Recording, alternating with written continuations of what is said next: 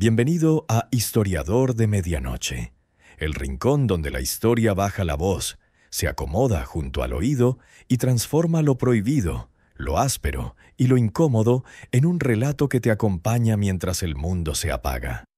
Esta noche nos deslizamos hacia un camino polvoriento y viejo, un sendero donde un polvo diminuto arrastró promesas de grandeza, pero dejó tras de sí un cansancio que nunca salió en las películas. Un cansancio áspero, pegado a los huesos. Antes de que tu respiración se haga lenta y la pantalla se vuelva la única luz de la habitación, regálame un momento. Si este viaje te gusta, si la forma en que narro te acompaña, entonces déjame tu pulgar arriba y suscríbete, solo si lo sientes de verdad. Y cuéntame abajo desde qué lugar del mundo me escuchas y qué hora marca tu reloj. Siempre es fascinante ver cómo, al otro lado de la noche, alguien más está entrando en este mismo túnel histórico. Apoya el teléfono boca abajo, baja el volumen hasta que apenas tiemble el aire. Y vamos a entrar. Todo comienza allá arriba, donde el viento corta la piel y la luz del sol cae con la crueldad de un Dios que no tiene tiempo para la compasión. En lo más delgado del aire andino, donde cada aliento es una conquista, una hoja pequeña y verde cargaba un peso que iba mucho más allá del hambre o del frío. Durante miles de años fue algo sagrado. Antes de que existieran imperios que brillaban como espejos de oro, antes de que los barcos españoles partieran la línea del horizonte como cuchillas, ya estaba ella, la hoja divina. Sus pasos se hunden en un tiempo tan antiguo que apenas deja rastros.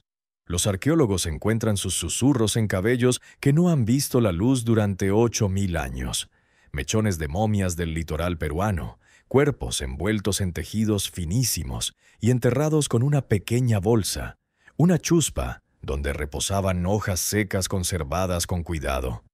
No era un simple hábito, era un pacto ritual entre los seres humanos y un paisaje que no perdonaba los errores. La planta en sí no llamaría la atención a quien no conociera su historia. Un arbusto con hojas ovaladas y brillantes, flores blancas diminutas y bayas rojas que asoman tímidas entre las ramas. Prefería las laderas húmedas y empinadas de los yungas, ese territorio inclinado donde las nubes se descuelgan como velos atrapados en la piedra. Allí culturas antiguas aprendieron a domar la montaña, a construir terrazas de cultivo que subían como escalones hacia el cielo, muros de piedra ajustada que sostenían, literalmente, la posibilidad de vida. Cuando llegó el tiempo del Imperio Inca, el más vasto y poderoso de los Andes, esta hoja se convirtió en el eje espiritual del mundo conocido. La llamaban Mamacoca, una presencia femenina, un regalo enviado por el dios solar para aliviar el sufrimiento de quienes caminaban bajo su luz. Pero como todo obsequio divino, tenía dueño y reglas férreas. No cualquiera podía tocarla. El estado incaico funcionaba como una máquina perfecta, centralizada, obsesionada con el orden. Las carreteras de piedra que surcaban el continente eran sus arterias, y la hoja era un bien vigilado con celo.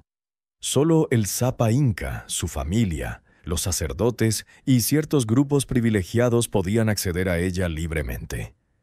Cuando los sacerdotes buscaban interpretar el deseo de los dioses o preguntar al universo por el porvenir, colocaban un pequeño bolo de hojas en la boca y lo dejaban reposar en la mejilla.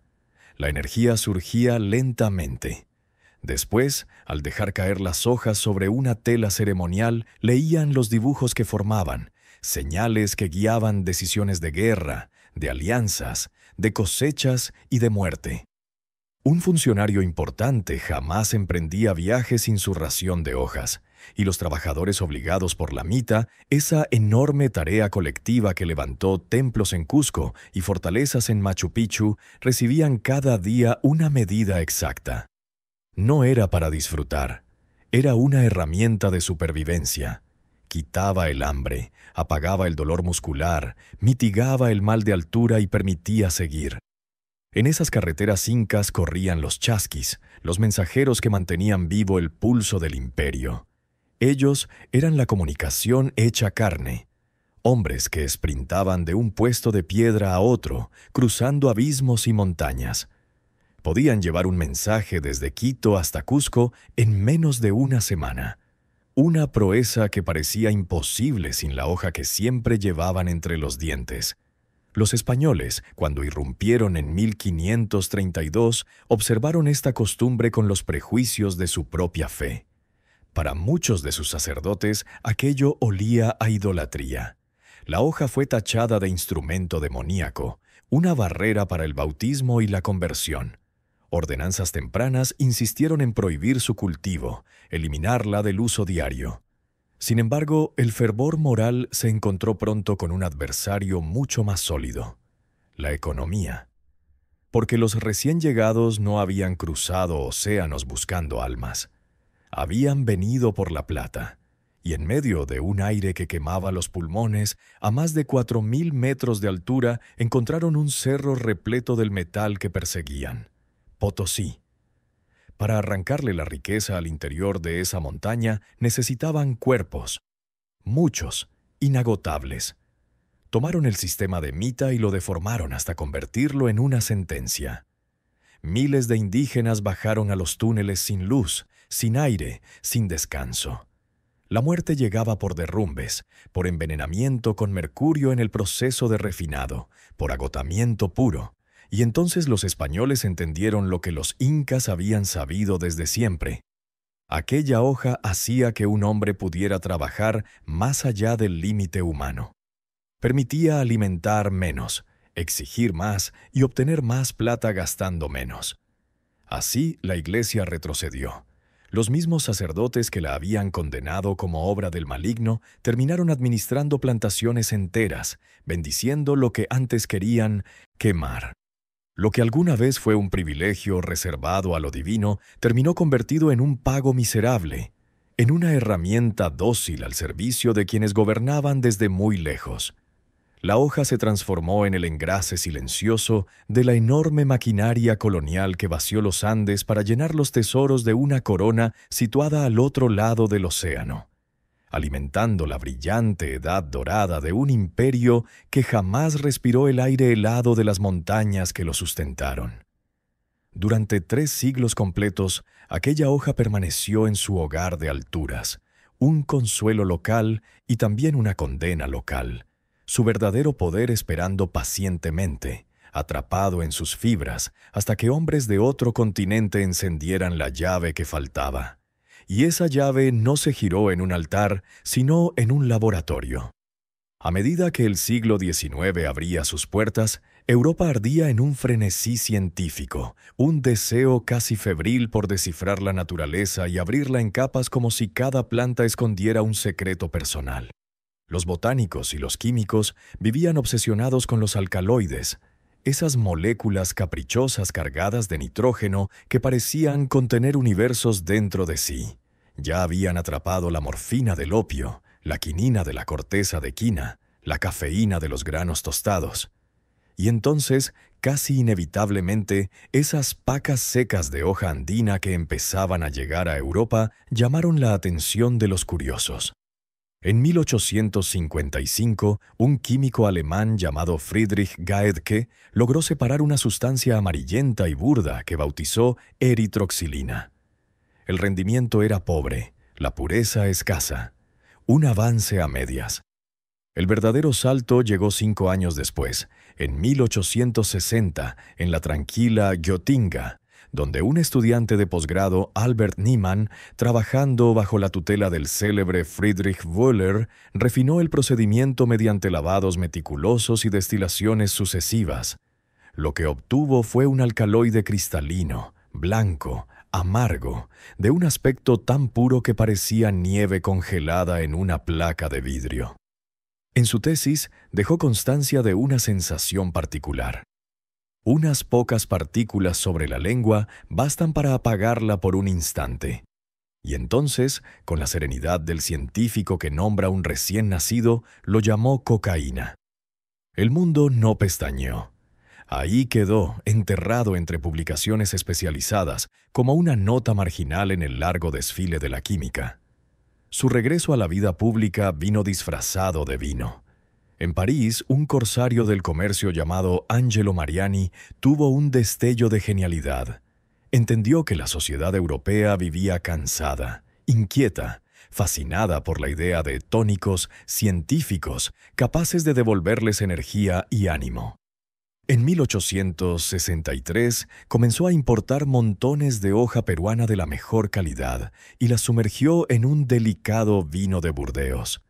El alcohol abrió la puerta del alcaloide, liberándolo de la hoja y mezclándolo con la suavidad del vino hasta crear un elixir potente y agradable. Lo llamó Vin Mariani, y Europa se rindió inmediatamente. Mariani era más que un comerciante, era un maestro del espectáculo publicitario. Reunió testimonios de cuánto personaje influyente existía. El Papa León XIII y Pío XI lo bendijeron con cartas elogiosas. León incluso le otorgó una medalla de oro del Vaticano. La reina Victoria lo bebía con elegancia. Thomas Edison aseguraba que le permitía mantenerse despierto durante noches enteras de inventos. Ulysses S. Grant lo sorbía lentamente mientras luchaba por escribir sus memorias en medio del cáncer de garganta. Escritores como Émile Zola o Jules Verne lo describían como si fuese un milagro embotellado. La imagen del tónico apareció en carteles, escaparates y periódicos, proclamándolo remedio para la fatiga, la tristeza y la apatía, la bebida perfecta para la energía frenética de la Belle Époque. Detrás de aquel éxito vibraba una red logística impresionante, un circuito mundial que comenzaba en las montañas andinas y terminaba en fábricas europeas capaces de enviar millones de botellas a un público hambriento de sensaciones nuevas. Y como suele ocurrir, Estados Unidos no tardó en copiar la idea, decidido no a imitarla sino a superarla. En Atlanta, un farmacéutico llamado John Stith Pemberton luchaba con sus propios fantasmas. Veterano confederado herido durante la Guerra Civil, arrastraba una adicción a la morfina, un destino común entre soldados que habían sido tratados con aquel analgésico implacable.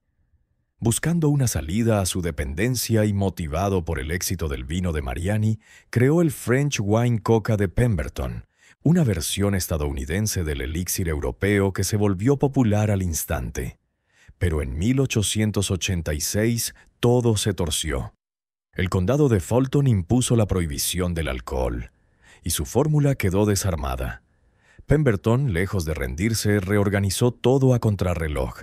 Sustituyó el vino por un jarabe espeso y dulce, añadió agua carbonatada, incorporó extracto de la nuez de kola, rica en cafeína, para un golpe adicional de energía, y conservó la esencia de hoja de coca. Así nació una bebida sin alcohol que llamó Coca-Cola. El supuesto remedio para dolores de cabeza, nervios agotados y fatiga irrumpió en los mostradores de las fuentes de soda con un secreto que hoy la compañía preferiría olvidar. Cada vaso contenía una dosis considerable de cocaína y precisamente por eso funcionaba. Mientras los empresarios hacían fortuna, el mundo médico comenzaba su propia travesía, guiado por un joven neurólogo vienés que buscaba desesperadamente un hallazgo que lo catapultara a la fama.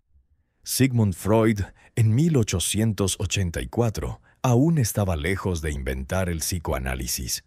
Era solo un investigador prometedor sin un gran descubrimiento que lo avalara. Cuando leyó los informes sobre los efectos de la cocaína, decidió probarla en carne propia, y la euforia lo envolvió como un relámpago. En aquel periodo en que el siglo aún avanzaba con aire victoriano, un joven científico vienés escribió un trabajo que incendió la imaginación médica de Europa. En aquel texto, donde hablaba de la hoja convertida en esencia pura, la describió con un fervor casi místico, como si hubiera encontrado la llave de un paraíso químico capaz de levantar el ánimo más hundido y devolver el brillo a quienes caminaban aplastados por la melancolía. Proclamó que aquella sustancia era un remedio prodigioso, un bálsamo para la tristeza, un impulso que desataba una alegría serena y prolongada sin dejar, según él, ninguna sombra detrás.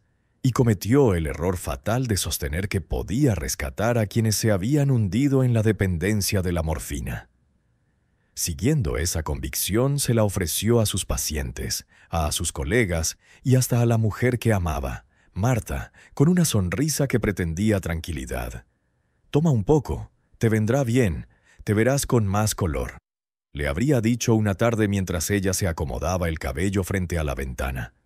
Aquel entusiasmo, respaldado por su prestigio intelectual, le otorgó a la droga una respetabilidad que jamás había tenido. Ya no era el ingrediente secreto de un vino exitoso. Ahora tenía pedigrí científico. Ese impulso inspiró a un oftalmólogo brillante, Karl Kohler, a retomar la observación de Niemann sobre el adormecimiento lingual. Empezó a experimentar con gotas aplicadas directamente sobre la superficie del ojo. Lo que descubrió dejó boquiabierta a la comunidad médica. El globo ocular quedaba completamente insensible al dolor. En 1884 presentó su hallazgo.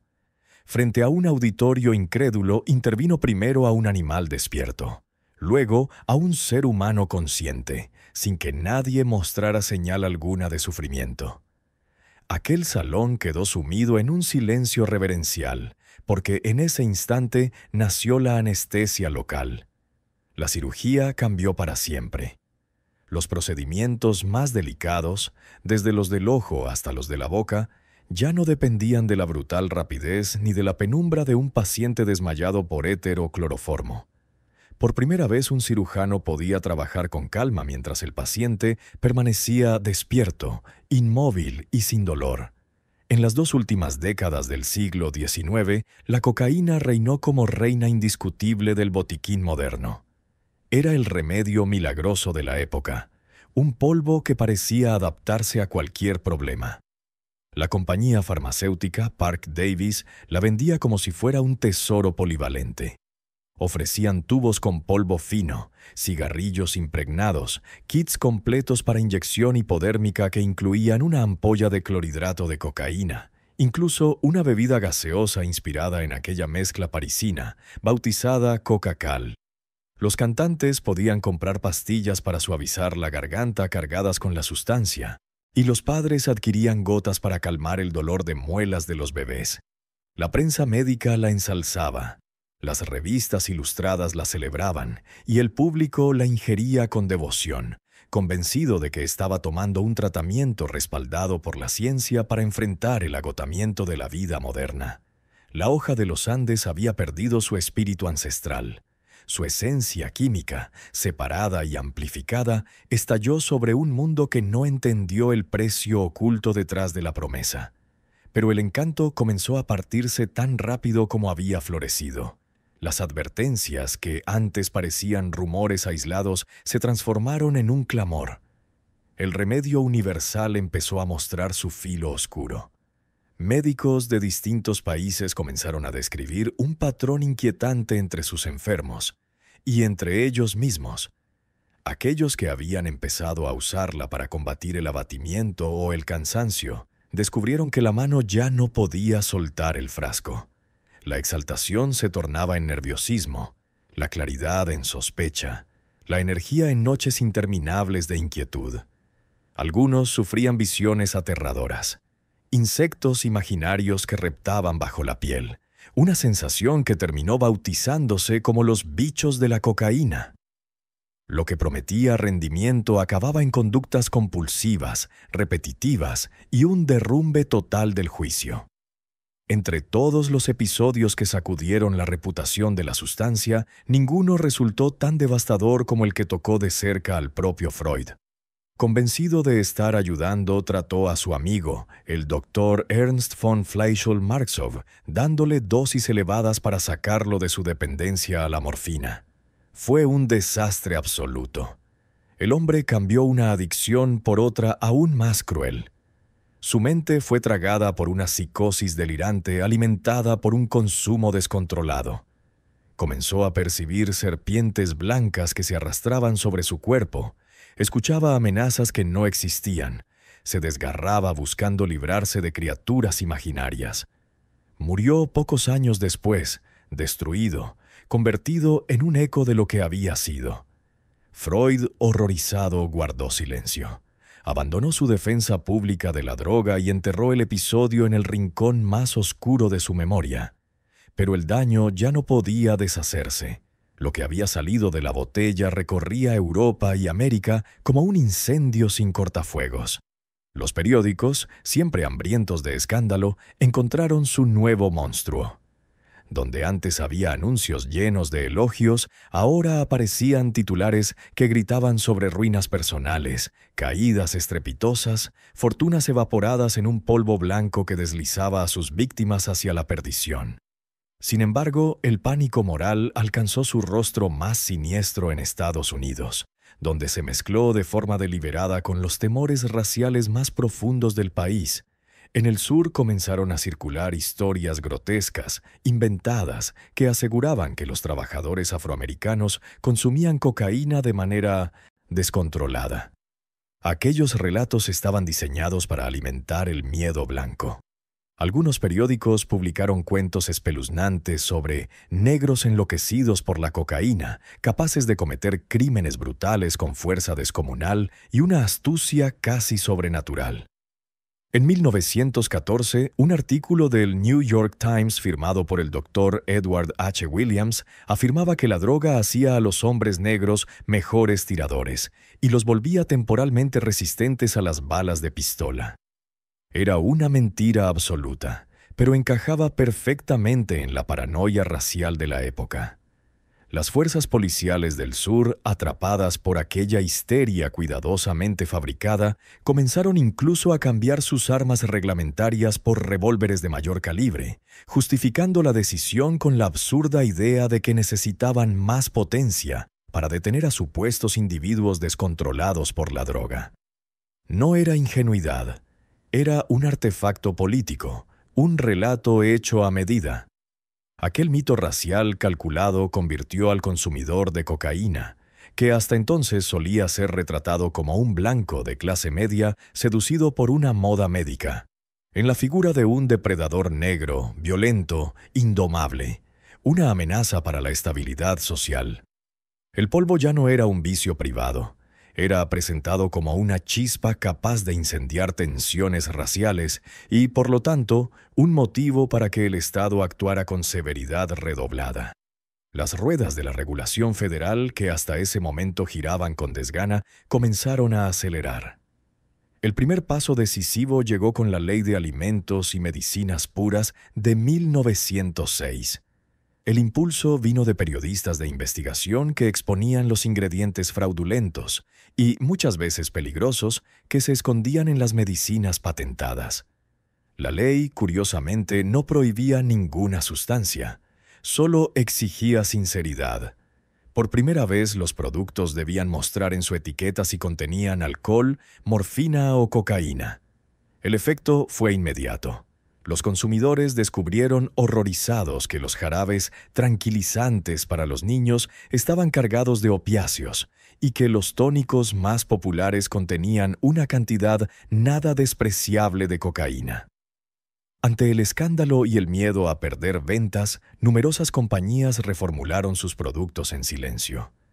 Hacia 1903, incluso antes de la aprobación definitiva de la ley, la empresa Coca-Cola, percibiendo los vientos cambiantes, eliminó el alcaloide activo de su bebida estrella.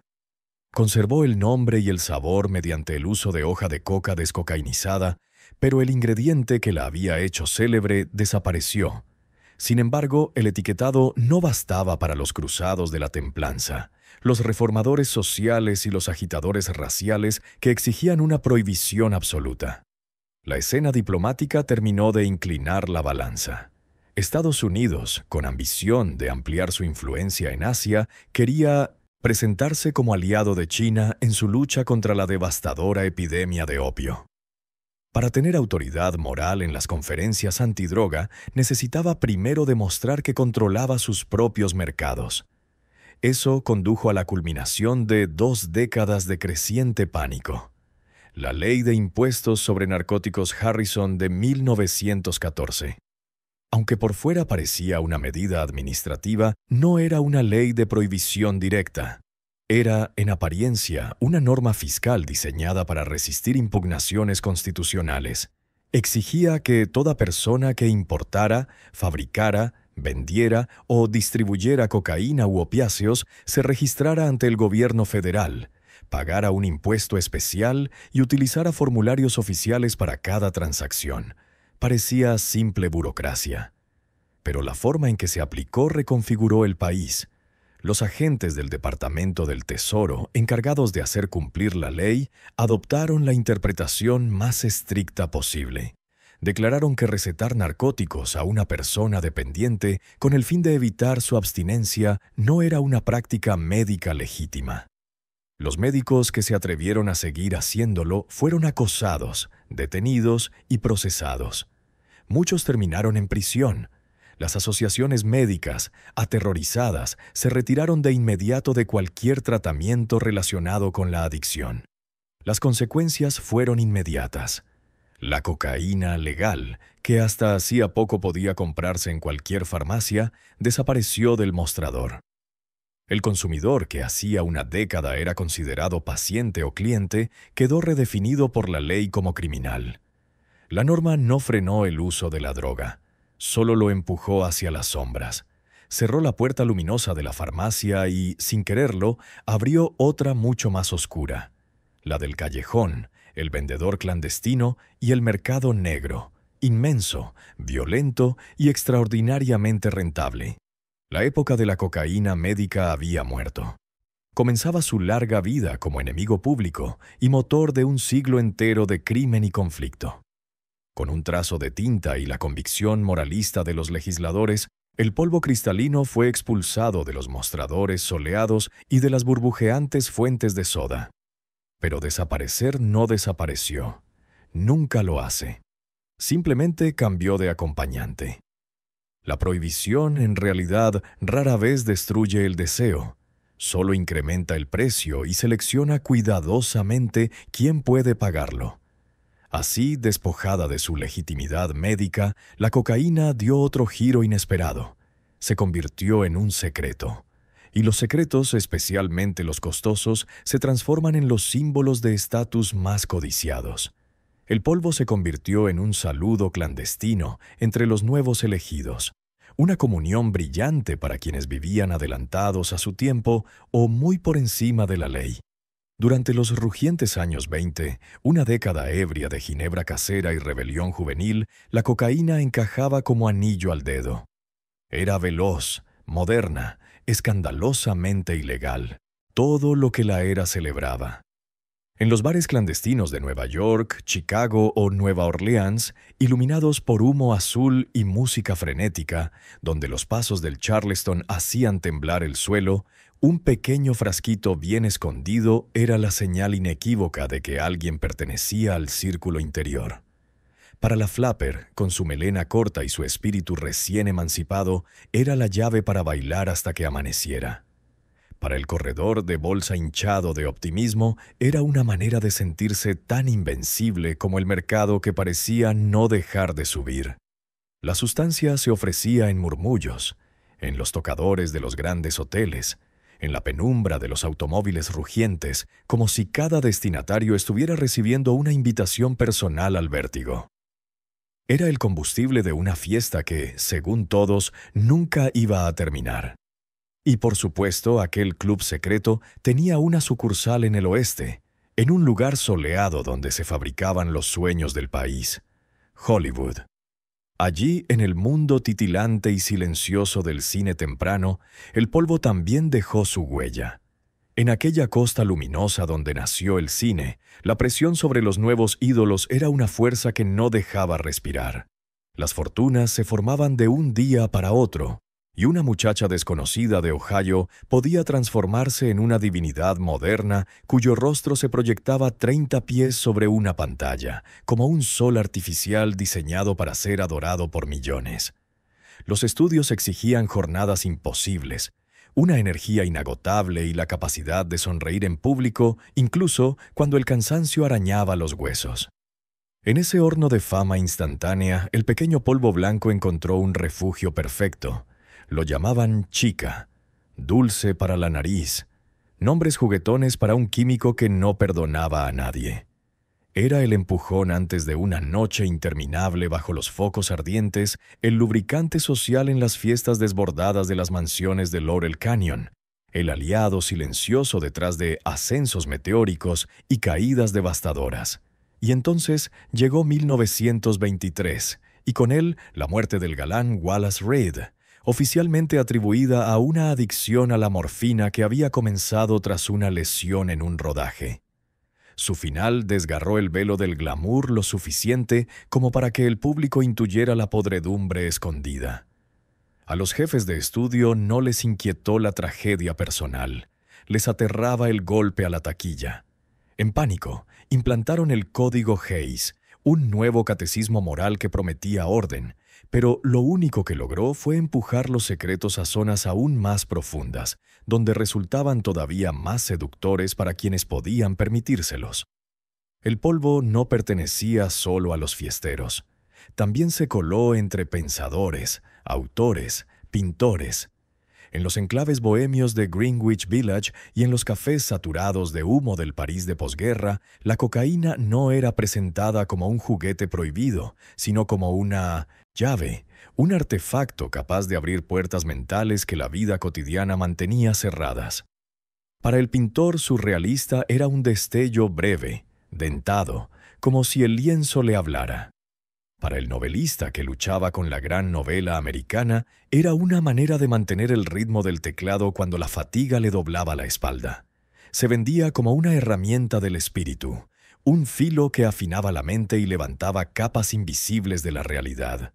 Pero aquello era una ilusión preciosa y letal. La supuesta lucidez era, en muchos casos, un torbellino caótico. Los grandes pensamientos, tan solo repeticiones circulares alimentadas por un cerebro desajustado. Aún así, el mito era poderoso. Envolvía la droga en una túnica de prestigio intelectual, elevándola casi al rango de sacramento para la vanguardia. Y alguien tenía que alimentar aquel mundo clandestino. ¿Quién unía a la estrella de Hollywood con el poeta parisino? El AMPA, naturalmente. Los mismos empresarios fríos que habían dominado el alcohol ilegal vieron una oportunidad perfecta para ampliar el catálogo. Personajes como Arnold Rothstein, el cerebro neoyorquino que supuestamente manipuló la Serie Mundial de 1919, entendían que el negocio del vicio seguía reglas simples. La cocaína era un lujo. Poco volumen, enorme ganancia, fácil de mover. No requería flotas de camiones ni almacenes gigantescos como el licor prohibido. Bastaban un puñado de contrabandistas bien situados, una red cuidadosa de vendedores discretos y podían abastecer a los rincones más ricos e influyentes de la sociedad. Las rutas aún eran primitivas, muchas basadas en desvíos de suministros farmacéuticos europeos o cargamentos pequeños desde Sudamérica. Pero el cimiento ya estaba puesto. La demanda estaba asegurada. La sustancia había adquirido una nueva identidad. Un lujo prohibido, un polvo que separaba a quienes se atrevían, o se perdían, del resto del mundo. Era una promesa de energía, de brillo, de pertenencia. Una promesa carísima, primero pagada con billetes, luego con otras monedas mucho más íntimas. Mientras los jóvenes brillantes del norte descubrían la emoción ilícita del polvo, muy lejos, bajo la luz fina del altiplano, la historia verdadera comenzaba a tomar forma. Durante siglos, los pueblos indígenas de Perú y Bolivia habían mantenido con la hoja de coca una relación completamente distinta a la decadencia moderna. Para ellos era supervivencia. Masticaban las hojas, a menudo mezcladas con ceniza o cal para liberar mejor los alcaloides, para trabajar en alturas implacables, para silenciar el hambre, para sanar el espíritu y para rituales que formaban parte de su identidad profunda. Era un regalo divino, una planta sagrada tejida en su cultura igual que la papa en sus campos. Su efecto era suave, cotidiano, tan natural como respirar aire frío en la montaña. Que aquella hoja terminara convertida en una mercancía global es una historia hecha de química, ambición y geografía. Y no empezó con carteles, sino con químicos discretos y contrabandistas astutos que vieron una oportunidad para unir la cosecha ancestral de los Andes con el apetito nervioso del resto del planeta. A mediados del siglo XX surgieron los primeros pioneros reales del tráfico internacional de cocaína.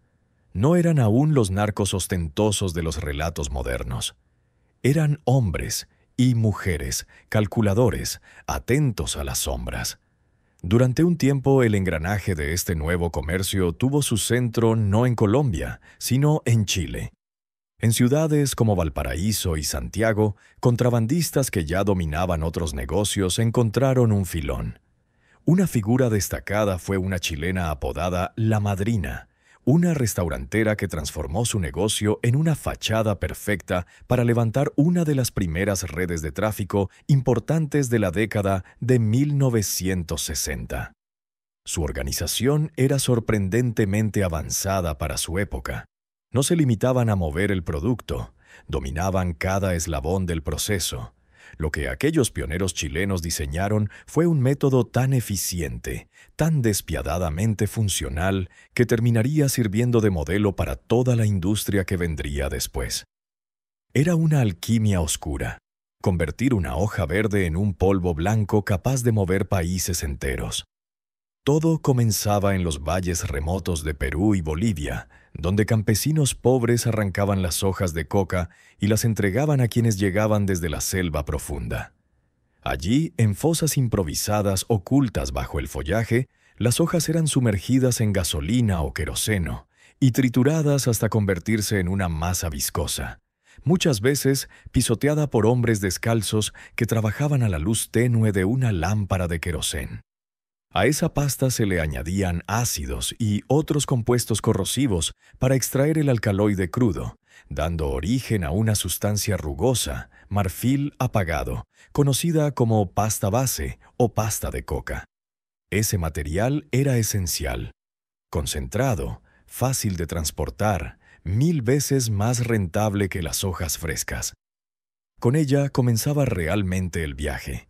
Avionetas inestables, oxidadas y a veces sujetas con más fe que tornillos, la llevaban desde las junglas bolivianas y peruanas hasta los desiertos del norte de Chile. En laboratorios clandestinos, a veces un galpón, a veces un sótano detrás de un restaurante, a veces solo una choza perdida, se realizaba el paso más delicado, la refinación final. Allí, químicos formados en universidades y oportunistas autodidactas mezclaban la pasta con éter, acetona y otros líquidos volátiles que hervían al menor descuido. Un solo chispazo podía convertir el lugar en una bola de fuego, pero la recompensa era tan grande que el riesgo parecía razonable. 1 kilo de pasta comprado por unos cientos de dólares en la selva podía transformarse en 1 kilo de cocaína pura que valía miles en Santiago y decenas de miles en Estados Unidos o Europa. Los primeros traficantes chilenos levantaron las rutas iniciales, enviando la mercancía a puntos estratégicos de Centroamérica y el Caribe, o utilizando mulas, viajeros que cargaban pequeñas cantidades escondidas en vuelos comerciales. Habían creado la primera versión global de un negocio que pronto sería una tormenta. Pero entonces la historia intervino. En 1973, un golpe militar encabezado por Augusto Pinochet derrocó al gobierno socialista de Salvador Allende. Lo que vino después fue una represión feroz. El nuevo régimen no toleraba competidores, ni políticos ni criminales, y los traficantes que habían sido reyes silenciosos de la costa pacífica fueron encarcelados, ejecutados o expulsados del país. La conexión chilena se evaporó. Sin embargo, la demanda en Estados Unidos y Europa no había disminuido. Al contrario, crecía como una bestia hambrienta. Y cuando un vacío nace en un mercado negro, nunca permanece vacío por mucho tiempo. El negocio necesitaba una nueva patria. La encontró un poco más al norte, en un país con tradición de contrabando, un estado débil y una generación de jóvenes ambiciosos y despiadados que estaban ansiosos por tomar lo que la vida les había negado. Ese país era Colombia. En cuestión de años, el epicentro del comercio mundial de cocaína se movió hacia allí, y ese movimiento encendió una maquinaria de violencia y riqueza que el planeta jamás había contemplado. La etapa chilena, discreta y casi empresarial, sería reemplazada por algo inmensamente más brutal. La máquina estaba a punto de construirse. Los arquitectos de esa máquina no provenían de las viejas familias privilegiadas de Colombia. Eran hombres nacidos en barrios duros, hijos de comerciantes pequeños, choferes, campesinos migrados a la ciudad, hombres que habían crecido viendo cómo las élites manejaban el país desde clubes exclusivos y haciendas inaccesibles. Para ellos, la cocaína no era un pecado social, era una escalera, una manera de ascender a golpes en un mundo que jamás les había ofrecido un lugar. Y en el centro de esa nueva generación de narcos emergió un nombre que terminaría inseparable del propio producto: Pablo Emilio Escobar Gaviria. Escobar no era un alquimista ni un genio operativo en sus inicios. Su talento real residía en la visión y en la absoluta ausencia de límites morales. Comenzó su carrera robando coches, moviendo cigarrillos de contrabando, incluso organizando secuestros por encargo. Era frío, práctico, y entendía como pocos que el mundo se movía gracias a dos motores: el deseo y el miedo. Cuando el negocio de la cocaína se trasladó desde Chile, él no vio un tren al que subirse. Vio un imperio que podía apropiarse. Comprendió que la riqueza verdadera no estaba en mover unos cuantos kilos, sino en controlar toda la cadena, desde la hoja hasta el último gramo vendido en la calle. Era cuestión de industrializar el crimen. Él y sus socios formaron lo que más tarde se conocería como el Cartel de Medellín, un consorcio flexible, no una estructura rígida, una alianza de traficantes unidos por la lógica del máximo beneficio. Allí estaban los hermanos Ochoa, Jorge Luis, Juan David y Fabio, hijos de una familia criadora de caballos que aportaron un sentido empresarial casi aristocrático. Y estaba Carlos Leder, un alemán colombiano brillante, temperamental, amante de John Lennon y de Adolf Hitler por igual. Su contribución fue logística. Compró una isla diminuta en las Bahamas llamada Norman's Cay y la transformó en el paraíso del contrabando. Construyó una pista de aterrizaje, instaló un radar, levantó almacenes refrigerados. Desde ese punto estratégico, a un salto de Florida, el cartel podía enviar avión tras avión cargado de cocaína al mercado estadounidense sin casi tocar tierra. Lo que Escobar y sus socios lograron fue aplicar las reglas del capitalismo industrial a un negocio criminal: escala, eficiencia, diversificación, protección vertical. Lo que antes era una cadena dispersa se convirtió en una fábrica global de polvo. El cartel no solo movió el polvo, tomó el control completo del ecosistema que lo hacía posible. Financiaron el cultivo de coca en Perú y Bolivia, asegurándose de que la cadena jamás se rompiera. Y levantaron en lo más impenetrable de la selva colombiana complejos tan vastos que dejaban de ser laboratorios para convertirse en pequeños pueblos industriales. Eran los llamados superlaboratorios. No se trataba de chozas. Eran instalaciones con hangares para avionetas, dormitorios para cientos de trabajadores, cocinas que funcionaban día y noche, generadores de electricidad, depósitos químicos y toda la maquinaria necesaria para transformar toneladas de pasta base en cristales perfectos. En lugares como Tranquilandia producían entre 10 y 20 toneladas de cocaína pura cada semana. Toneladas. Un volumen tan absurdo que desafiaba cualquier lógica. Ya no eran contrabandistas, eran fabricantes a escala global, dueños de una línea de producción más coordinada que muchas industrias legítimas. Mover ese producto requería una audacia igual de descomunal. Flotas de avionetas, cada una cargada con cientos de kilos, volaban desde Colombia hasta Norman's Cay o dejaban los paquetes impermeabilizados en el océano para que lanchas rápidas los recogieran. Se atrevieron incluso a invertir en submarinos primitivos. máquinas diésel toscas, pero funcionales, capaces de transportar 1 o 2 toneladas sumergidas, invisibles para los radares. Y luego estaba el dinero. Tanto dinero que se convirtió en un desafío logístico por derecho propio. Miles de millones de dólares en efectivo, billetes pequeños, fruto de ventas callejeras en Estados Unidos, debían regresar a Colombia de alguna forma.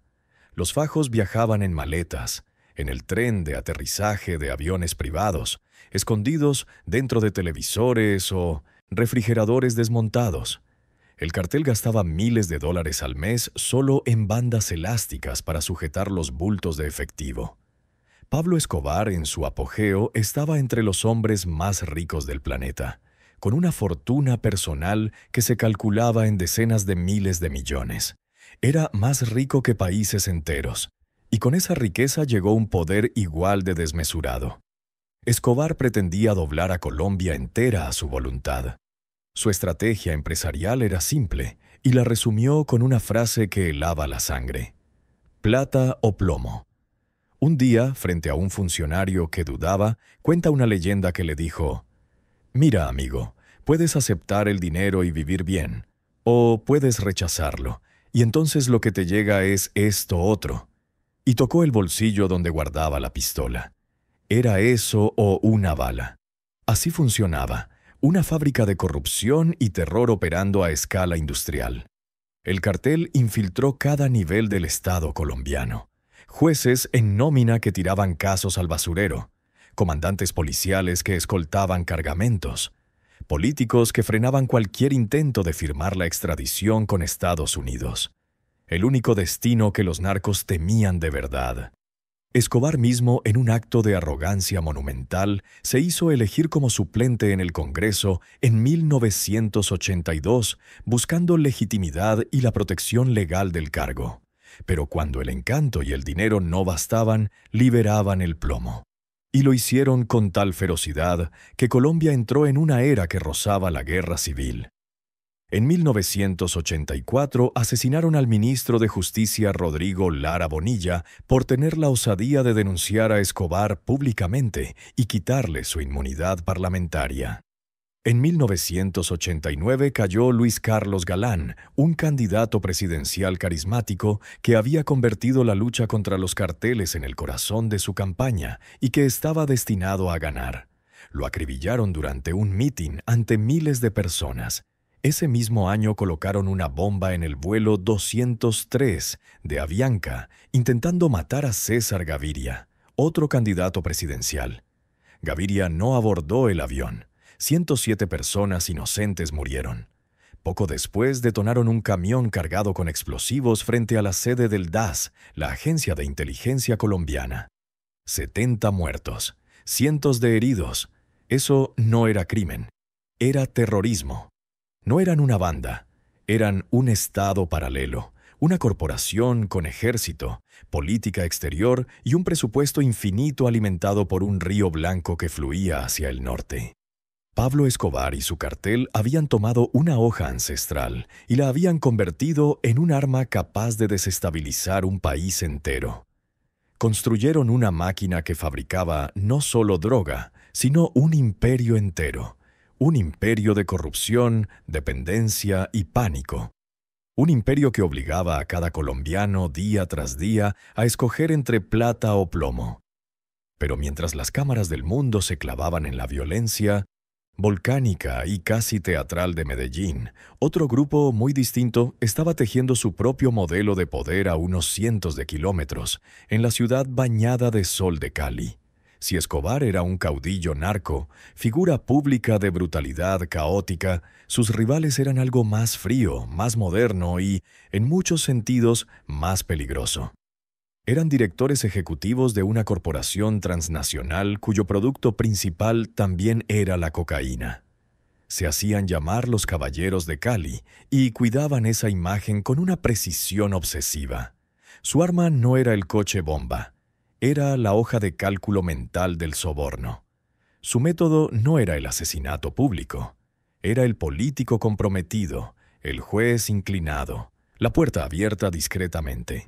Comprendían una verdad que Escobar, cegado por su propio ego, olvidaba constantemente. El poder real no se mide en edificios que puedes volar, sino en los juicios que puedes impedir que existan.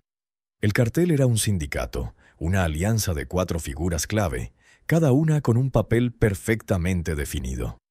En la cúspide estaban los hermanos Gilberto y Miguel Rodríguez Orejuela.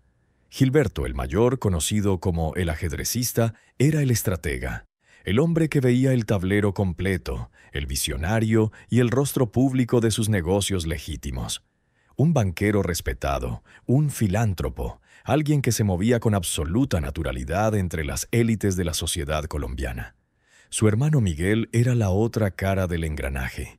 El director ejecutivo silencioso, el encargado de la logística diaria de un imperio de tráfico global. Más reservado, más duro, la mano de hierro envuelta en el guante de terciopelo de Gilberto. Juntos construyeron un emporio que comenzó de forma aparentemente inocente con una cadena de farmacias. Luego se expandieron hacia la banca, los bienes raíces e incluso llegaron a ser propietarios del querido equipo de fútbol América de Cali. No se trataba solo de fachadas, eran negocios legítimos, altamente rentables, que les otorgaban capital político y social, y que además proporcionaban la infraestructura perfecta para lavar miles de millones de dólares que pronto comenzarían a fluir sin descanso. Los otros 2 socios eran especialistas. Helmer Herrera, conocido como Pacho, era el genio de la logística y la distribución. Desde su base en Cali dirigía las redes de transporte que movían la cocaína fuera de Colombia y, sobre todo, organizaba las complejas células de distribución en Estados Unidos, particularmente en la ciudad de Nueva York. El cuarto hombre era José Santa Cruz Londoño, Chepe. Él era el embajador del cartel, su pionero.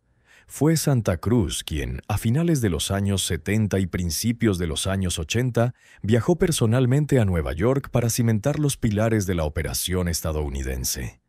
No era un matón derribando puertas, era un empresario abriendo cuentas, alquilando almacenes y construyendo alianzas.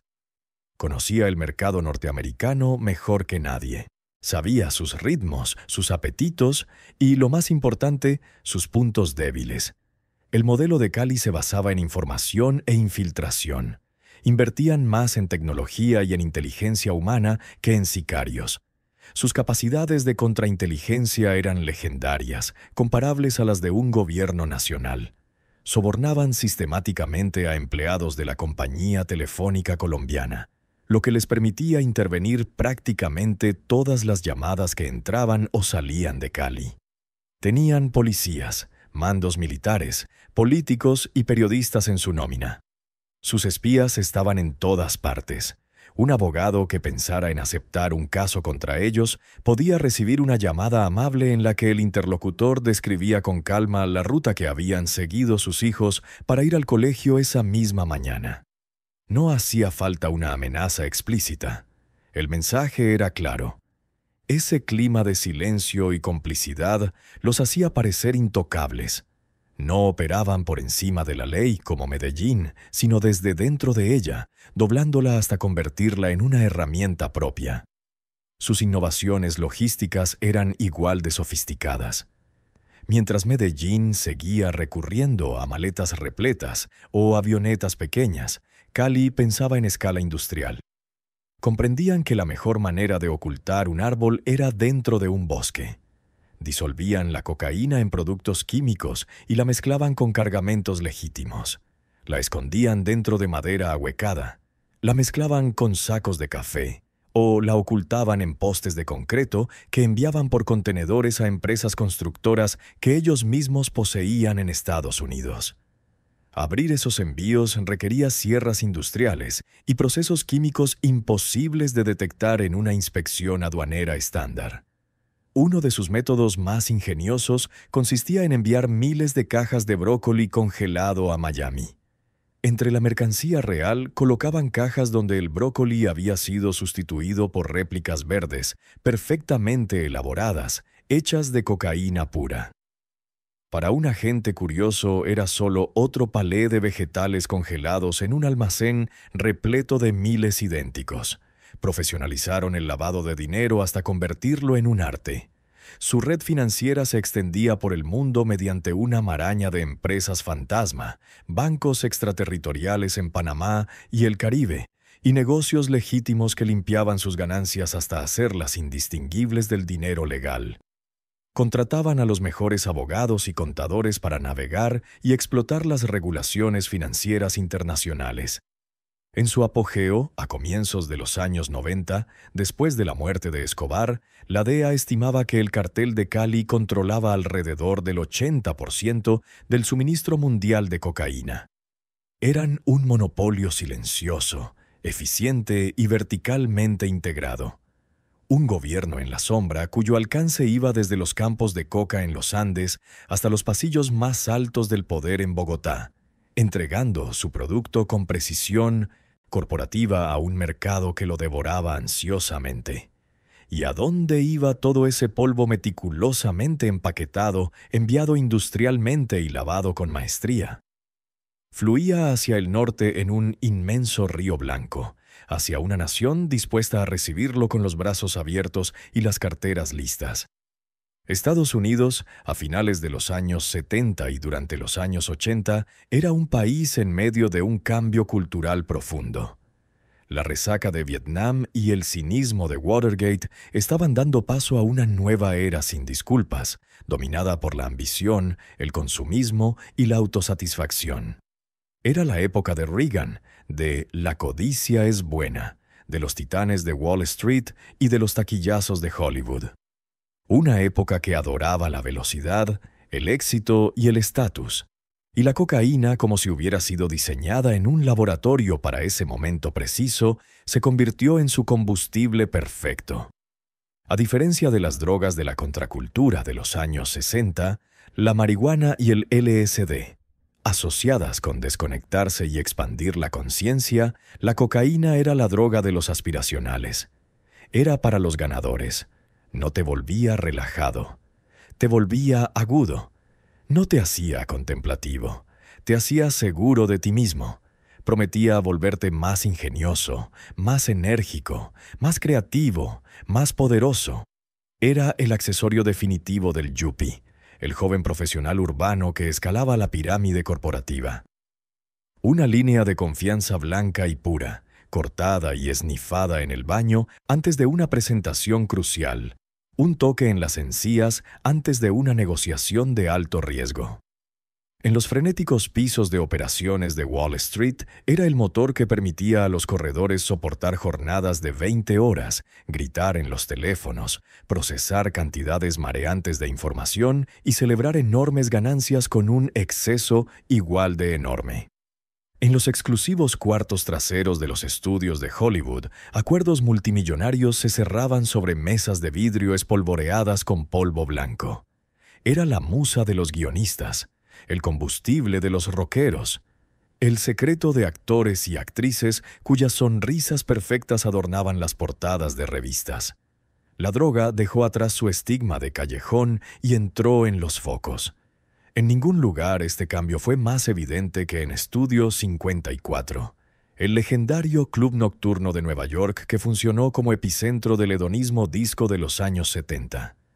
Tras sus cuerdas de terciopelo, un mundo cuidadosamente curado, de celebridades, moda, arte y finanzas, chocaba cada noche en un espectáculo de exceso.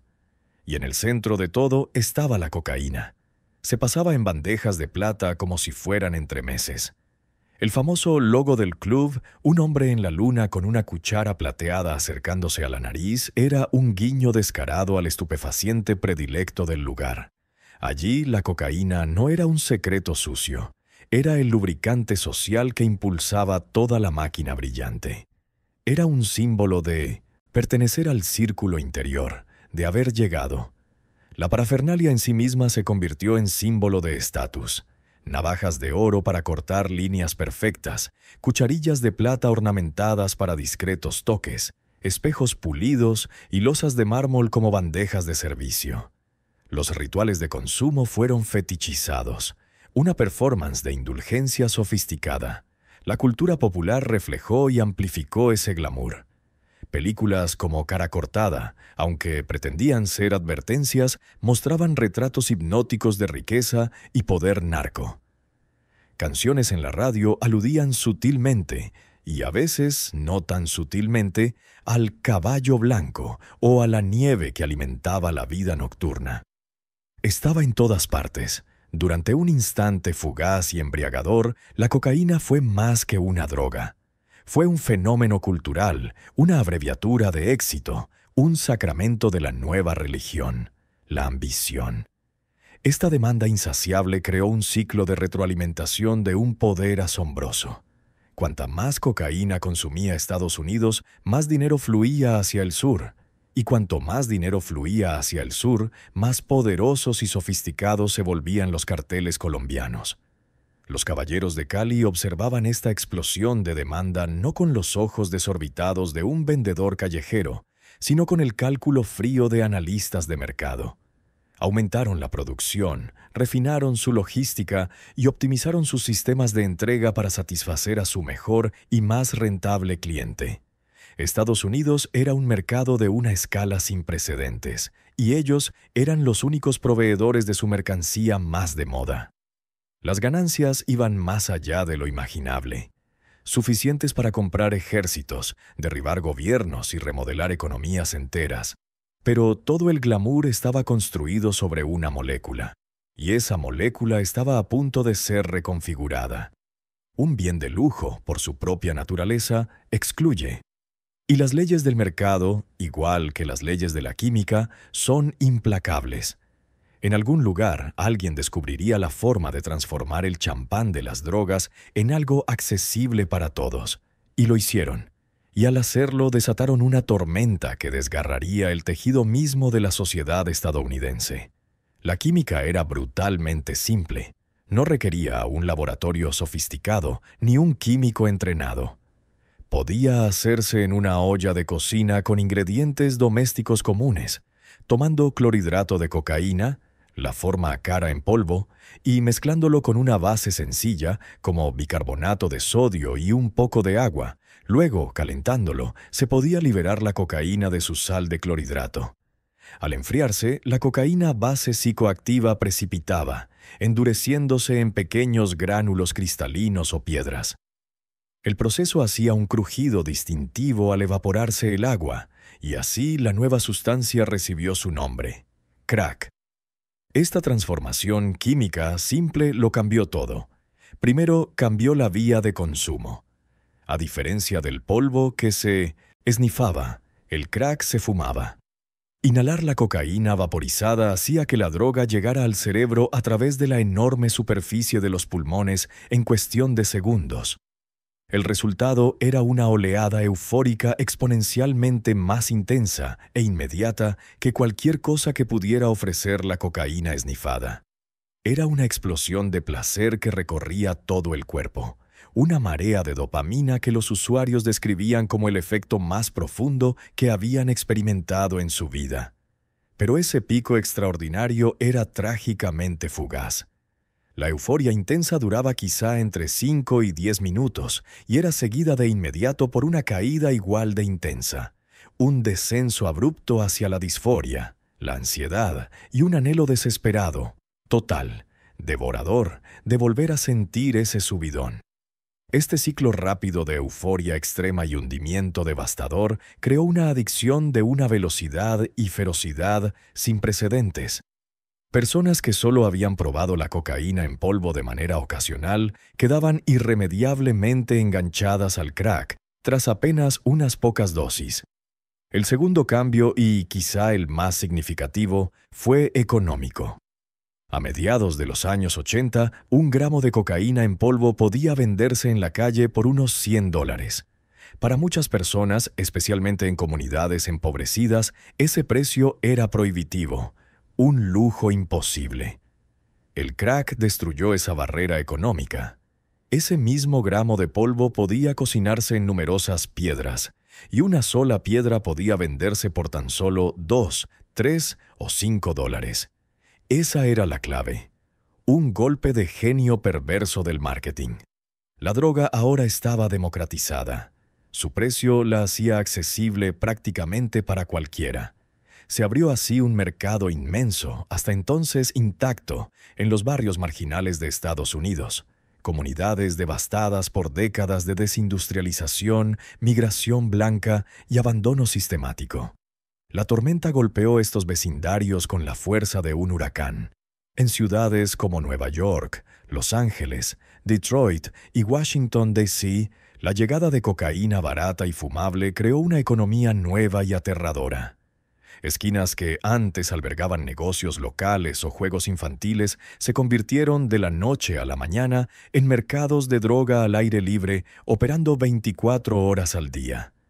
Surgió una nueva generación de pandillas juveniles fuertemente armadas, librando guerras brutales por el control de este comercio increíblemente lucrativo. El nivel de violencia se disparó. La transacción silenciosa en el baño de un club nocturno fue reemplazada por el tiroteo en una calle residencial.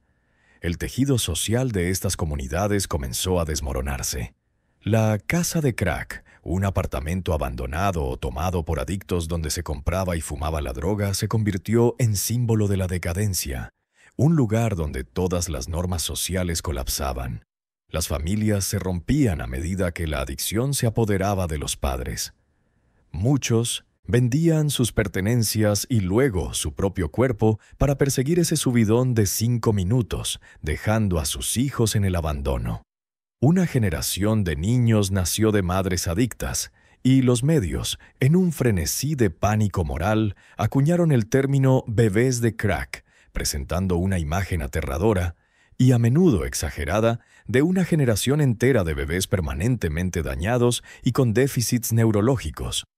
Aunque la ciencia médica a largo plazo demostró ser más compleja y menos catastrófica de lo que esos informes sugerían, la realidad social inmediata para esos niños, nacidos en medio del caos, la pobreza y el trauma, fue innegablemente devastadora. La respuesta de los medios y del gobierno no fue sanitaria, sino bélica. Los noticieros nocturnos se inundaron de historias sensacionalistas y lúgubres sobre violencia alimentada por el crack y decadencia urbana. La imagen presentada era con frecuencia racializada. El usuario ya no era el corredor glamuroso de Wall Street ni la estrella de Hollywood, sino un joven negro amenazante. Esta narrativa mediática incesante avivó un pánico nacional, y los políticos, ansiosos por parecer duros contra el crimen, aprobaron leyes draconianas.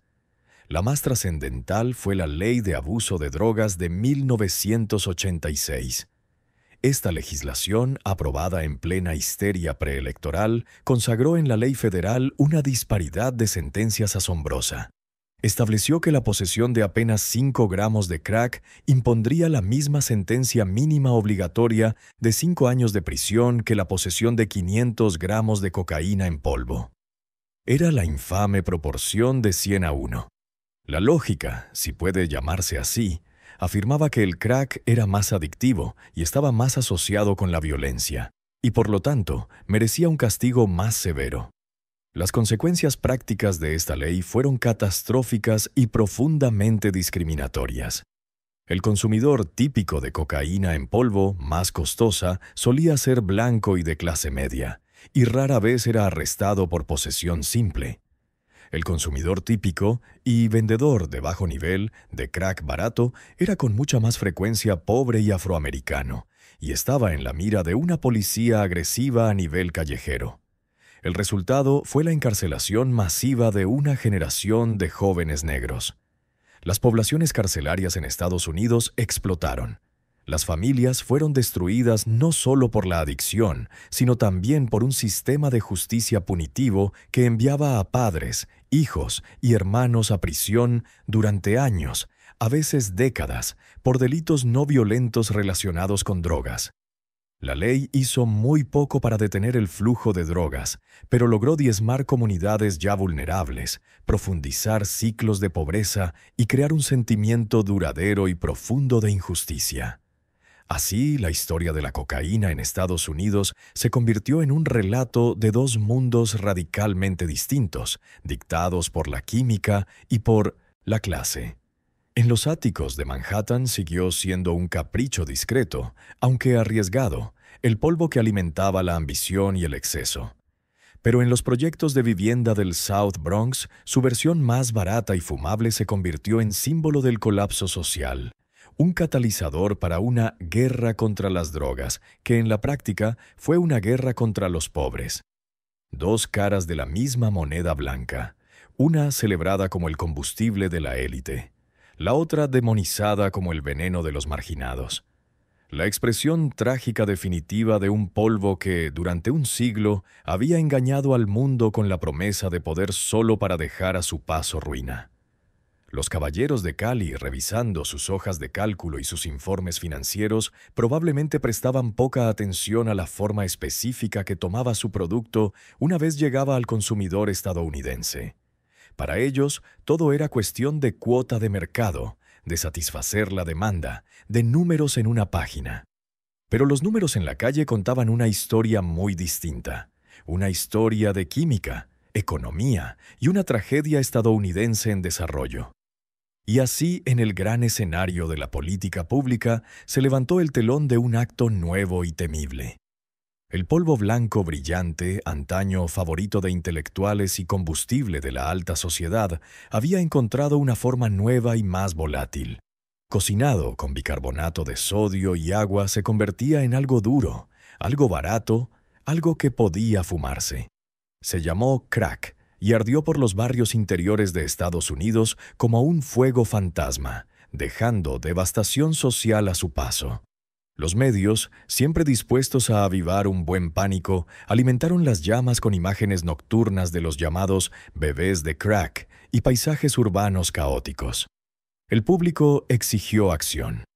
Y en Washington, una ciudad que funciona con el doble combustible del miedo y la oportunidad, la acción llegó rápidamente. El enemigo ya no era un vicio personal ni un mal social. Ahora era una amenaza existencial y requería una declaración de guerra. No era la primera vez que se usaba esa frase. Richard Nixon la había acuñado años antes, pero la guerra que él declaró fue un asunto burocrático, de centros de tratamiento y comisiones. La guerra de los años 80, supercargada por la epidemia de crack, era otra cosa. Era una guerra literal, con soldados de campo y un recuento de cuerpos. Comenzó, como muchas de estas empresas, con un pedazo de papel, la Ley de Abuso de Drogas de 1986, un documento nacido de la certeza moral y del cálculo electoral. Era una obra maestra de furia legislativa. En su corazón estaba el concepto de las sentencias mínimas obligatorias. El arte matizado de la discreción judicial fue barrido en favor de una aritmética rígida y brutal. Poseer 5 gramos de crack, el peso de 2 sobres de azúcar, garantizaba un mínimo de 5 años en una prisión federal. Para recibir la misma sentencia por cocaína en polvo, la droga preferida por los suburbios más ricos y blancos, uno debía ser sorprendido con 500 gramos. Una disparidad de 100 a 1 escrita en la ley. La lógica era simple y devastadoramente equivocada. El crack era considerado más adictivo, más violento, más urbano. La ley no atacaba solo una droga, atacaba a una demografía. Los engranajes del Estado comenzaron a moverse, triturando con una nueva y aterradora fuerza. Las líneas entre el trabajo policial y las operaciones militares empezaron a difuminarse. El excedente de equipamiento militar, antes destinado a campos de batalla en tierras extranjeras, comenzó a gotear y luego a fluir hacia los arsenales de los departamentos de policía locales. Transportes blindados, rifles M16, granadas aturdidoras. El amable policía de barrio fue reemplazado por una nueva figura. Un guerrero vestido de Kevlar negro y casco balístico, armado para una invasión a pequeña escala. La táctica principal de la nueva guerra fue la redada sin aviso. En plena noche las puertas se hacían añicos, Las familias eran arrojadas al suelo y los hogares eran registrados de arriba a abajo en busca de aquella piedra cristalina o del polvo blanco. La guerra se libraba no en trincheras, sino en salas de estar y dormitorios en todo el país. Y como cualquier guerra apropiada, tenía un teatro extranjero. La lógica era simple economía de oferta, filtrada a través del lente de un estratega militar. Si la demanda interna era insaciable, entonces la única solución era cortar el suministro en su origen. Todas las miradas se dirigieron al sur, a los valles verdes de los Andes y a las selvas húmedas de la cuenca amazónica, donde se cultivaba la humilde hoja de coca. Estados Unidos, a través de la Administración de Control de Drogas y la CIA, comenzó a invertir miles de millones de dólares en América Latina. La política tenía un nombre limpio, casi agrícola: erradicación. Pero su ejecución estaba lejos de ser limpia. Aviones volando a baja altura, a menudo pilotados por contratistas estadounidenses, barrían el campo colombiano y peruano rociando una fina neblina de herbicida glifosato. El cóctel químico conocido como Roundup estaba diseñado para matar las plantas de coca. Cumplía su trabajo, pero no discriminaba. También mataba yuca, café y plátano. Envenenaba las cuencas de agua y enfermaba al ganado. Empujaba a los agricultores de subsistencia, que cultivaban coca simplemente porque era el único cultivo que garantizaba ingresos, a una pobreza aún mayor, y finalmente a los brazos de los mismos traficantes que el programa pretendía debilitar. Estados Unidos también armó y entrenó a los militares locales, convirtiendo a los ejércitos nacionales en apoderados de la lucha antidrogas.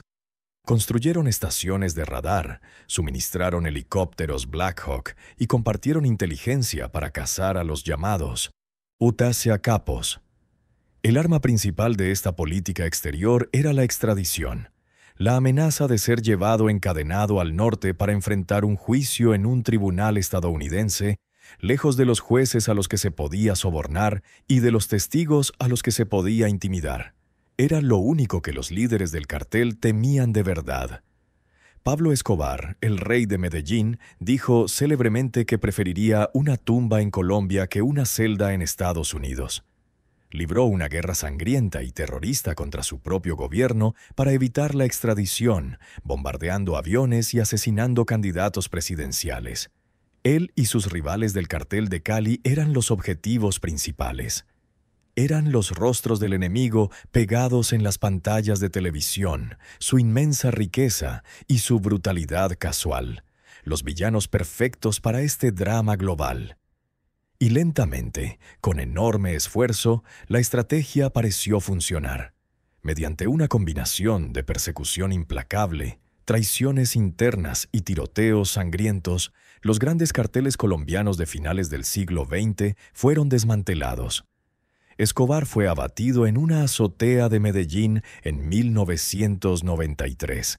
Los líderes del cartel de Cali fueron arrestados o se entregaron unos años después. Desde la sala de situación en la Casa Blanca hasta las oficinas de campo de la DEA en Bogotá, se sentía una palpable sensación de victoria. Las cabezas de la serpiente habían sido cortadas, pero nadie parecía preguntar qué pasaría con el cuerpo de la serpiente. Nadie parecía notar que, mientras se libraba una guerra, inadvertidamente habían creado las condiciones perfectas para que otro monstruo, más formidable, se levantara del polvo. El antiguo sistema tenía una claridad brutal.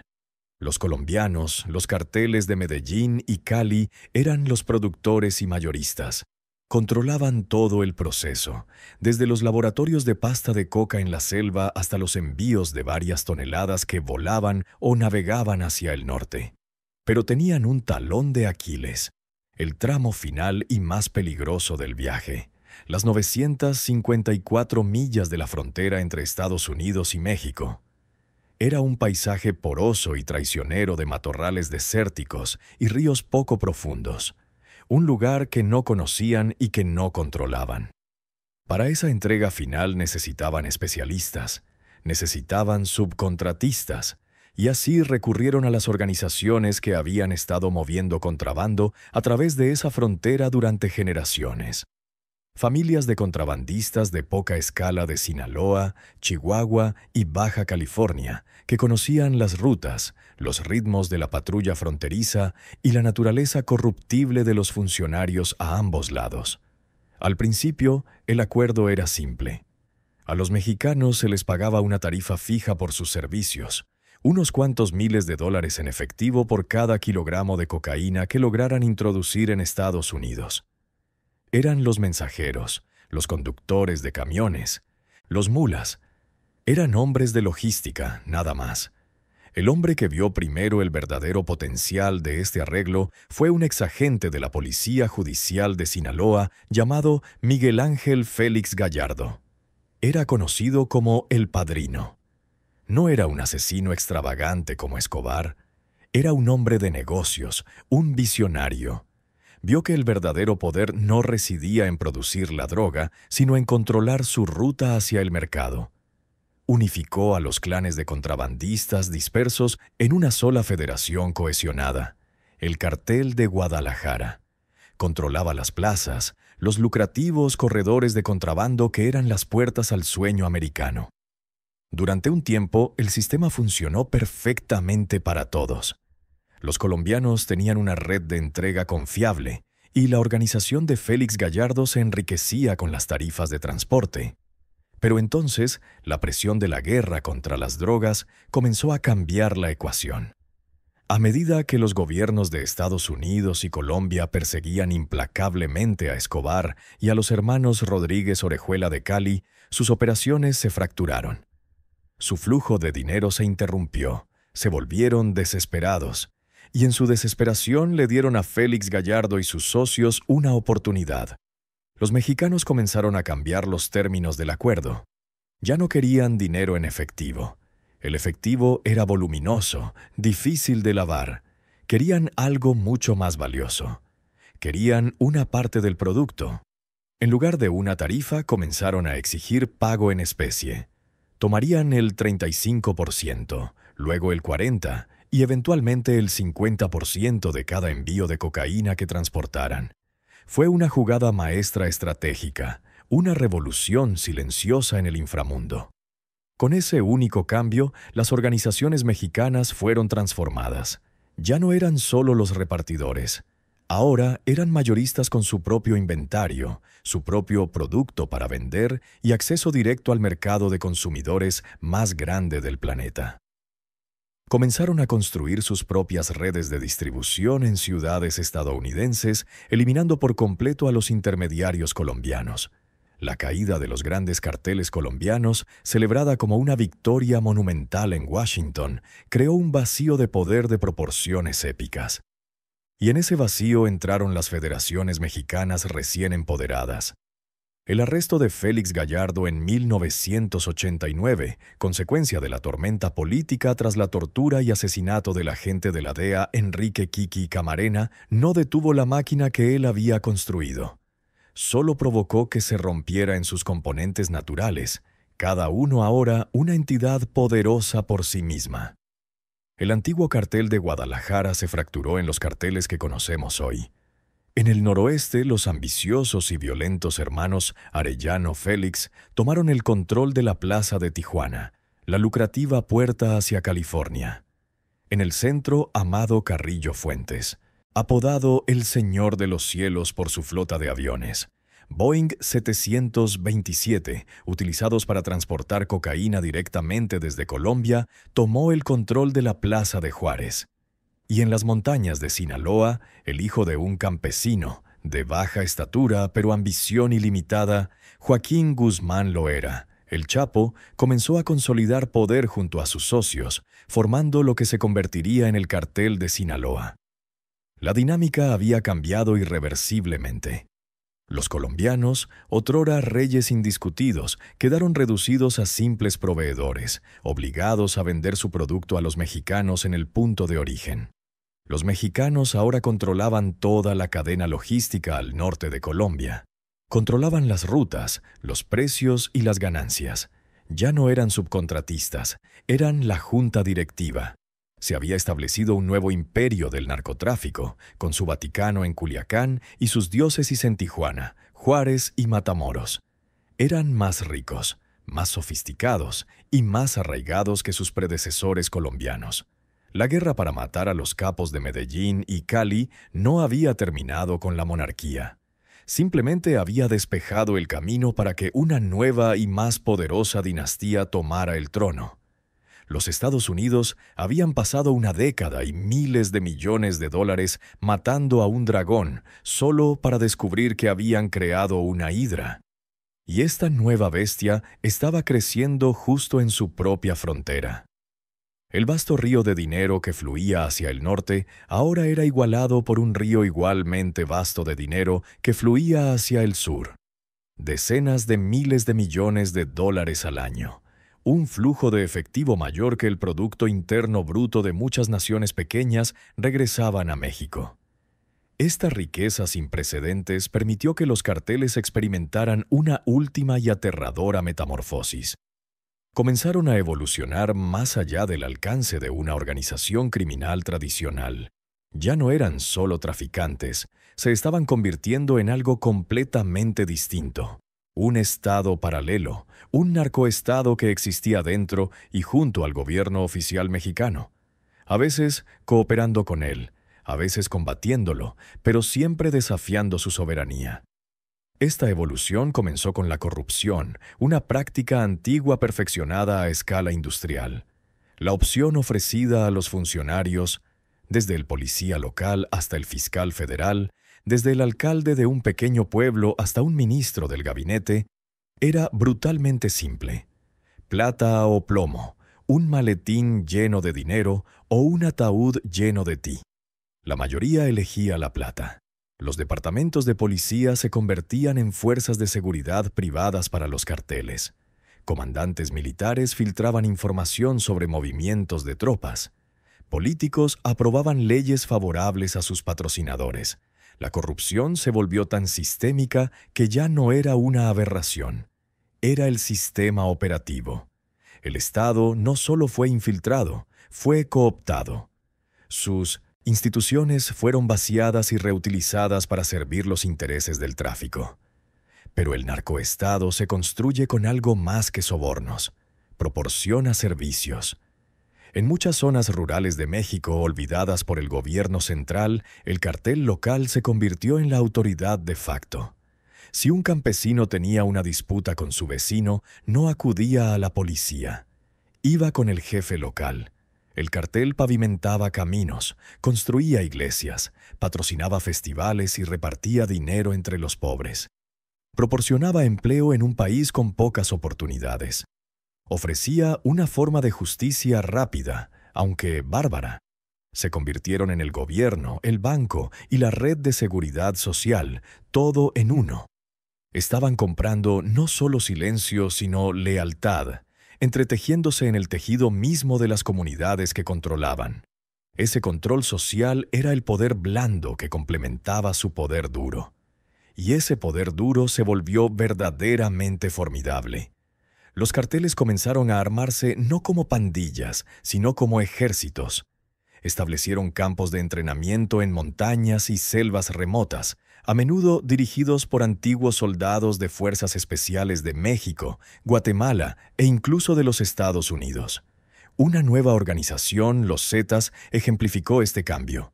No eran contrabandistas tradicionales que se habían vuelto violentos.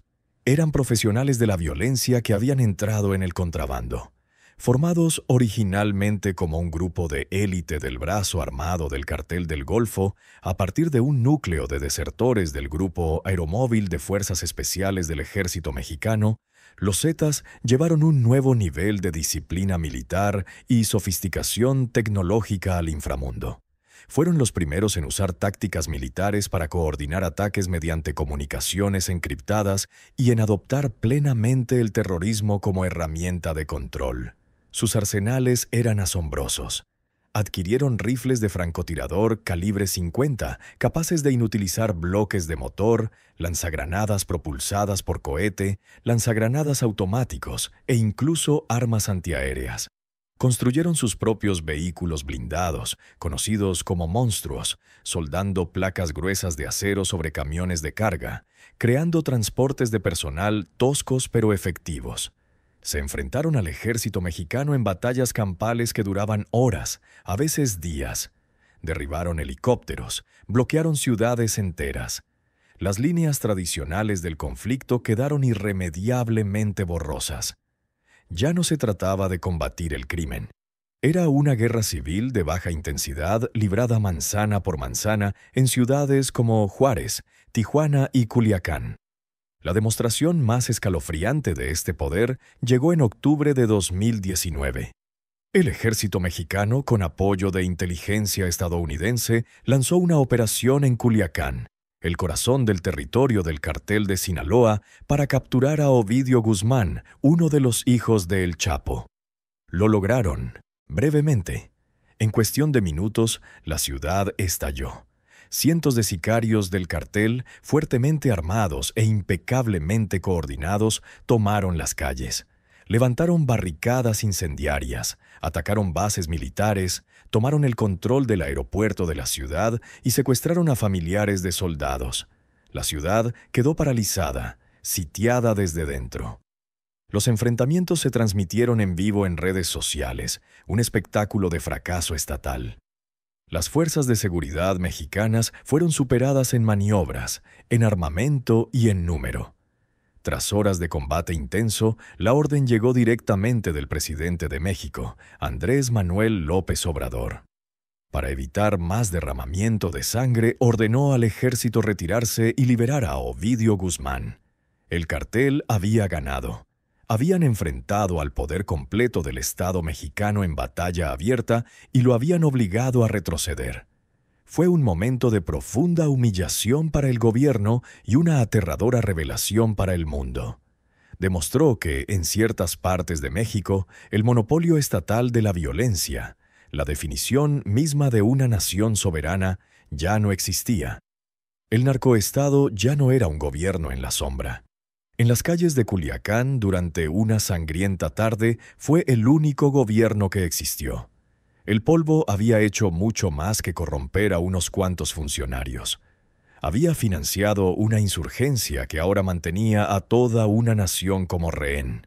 Una conquista silenciosa y reptante, financiada un gramo a la vez. El mercado estadounidense, por toda su voracidad, era finito. A finales de los años 80 y entrando en los 90, las ciudades de los Estados Unidos estaban nadando en cocaína. Los precios se habían estabilizado. La competencia era asesina y las fuerzas del orden, aunque torpes, comenzaban a ejercer una presión más constante. Los carteles colombianos, siempre empresas globales con visión de futuro, entendieron un principio fundamental de negocios: la diversificación del mercado. Necesitaban una nueva frontera, un nuevo continente de billeteras que abrir y de fosas nasales que llenar. Y así su mirada se volvió hacia el este, a través de la vasta y solitaria extensión del Atlántico, hacia el viejo mundo. Europa, con sus ciudades ricas, sus rutas comerciales establecidas y sus apetitos discretos, era el siguiente premio lógico. Este fue el inicio del segundo frente, un corredor europeo que remodelaría el flujo global del polvo y enredaría a un elenco completamente nuevo de personajes en su historia.